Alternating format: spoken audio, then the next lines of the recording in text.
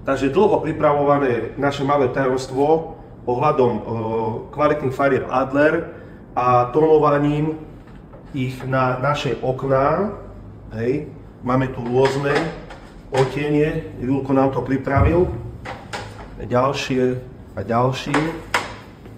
Hlavne zamerané na dubové drevo, ktoré ideme kombinovať v prevedení podlaha, okno a dvere interiérové, čo nám vytvorí veľmi pekné ladenie, čo sa týka interiéru, dvere, okna, podlahy, čo sme dlho pripravovali, rok sme sa tomu venovali, je teraz vlastne na svete a chceme vám to ukázať, že u nás si to viete všetko zladiť pod jednou strechou, dať biele steny, dubové okna, dubové dvere, dubové podlahy, vyladenie tónovo a už potom veľa k tomu netreba.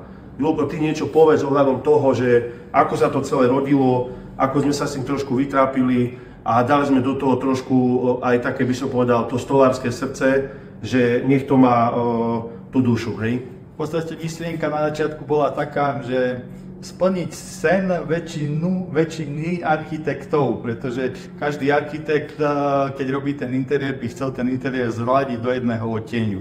Keďže sa tu kombinuje materiál masívne drevo a dýha, obidva materiály majú troška iné vlastnosti, preto sa s tým bolo treba pohrať, aby tie odtiene spolu ladili, pretože keď dáte ten istý materiál, farbu na rôzny podkladový materiál, výsledok nebude rovnaký. Takže naozaj sme pracovali na tom intenzívne, aby sa nám to podarilo zladiť. Myslím si, že sa nám to veľmi pekne podarilo.